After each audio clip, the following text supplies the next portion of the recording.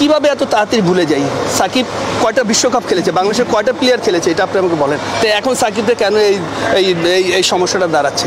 তাই নিশ্চয়ই তো এটা আমাদের তো এই সাকিবের বাংলাদেশ টিম প্লেয়ার, সাকিবের যদি সমস্যা হয় তো সমস্যা কিন্তু আমাদের পুরো বাংলাদেশ টিমের, এটা কিন্তু বাংলাদেশ টিমেই ক্যারি করবে। আজকে সাকিব নাই টিমে তো হতাশা কিন্তু একটা থাকবে।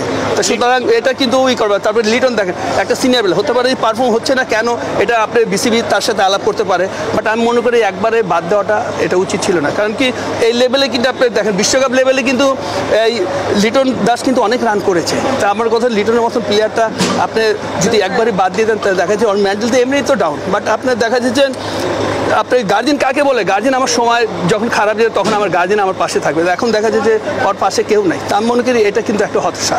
আমাকে যে কোনো জায়গায় খেলতে পারে, হতে পারে যে আমার আঙুলে ব্যথা আমি বল করতে পারতেছি না, হয় না মাঠে আঙুলে টেস্ট ম্যাচ খেলতেছি বা ওটা খেলে আমার হাত ছিলা গেছে, আমি ব্যাটিং করলাম, তো হতে পারে। এখন আপনি আমাকে কীভাবে নিচ্ছেন ওইটা সবচেয়ে বেটার, সেটাই হলো আপনি বেটার। এখন যদি মনে করেন সাকিবরে ওখানে দরকার, তা আমি মনে করি অবশ্যই দরকার। কারণ কি সাকিবের মতন প্লেয়ার আপনার নেক্সট একই কী বলে একযোগে হবে কিনা সন্দেহ আছে। তাই আমার কথা হলো যে পর্যন্ত দিতে পারেন তো আমার কথা হলো যে রাজনীতিভাবে যে সমস্যা হয়েছে রাজনীতিভাবে ওটা সমাধান করবে, বাট আমার ক্রিকেটের জন্য তো না। সাকিব কত বছর খেলেছে বাংলাদেশ টিমে, সেটাই আপনি তখনই হয় না সাকিব সারা দুনিয়ার ভিতরে এক নম্বর প্লেয়ার ছিল, আর এখন মানে ওই রিটায়ারের সময় এখন হচ্ছে ওই চাকিং বলে। তাই এতদিন আপনার আইসিসি কী করেছে, এতদিন আপনার বোর্ডের লোকজন কী করেছে?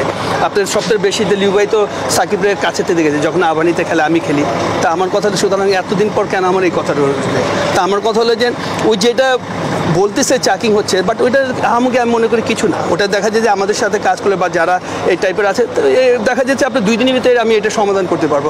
আমাকে এটা কিছু না। মেন জিনিসটা যে আমাদের মেন্টালি কোন চিন্তা নিয়ে গেছে, এটা হলো সবচেয়ে বড়।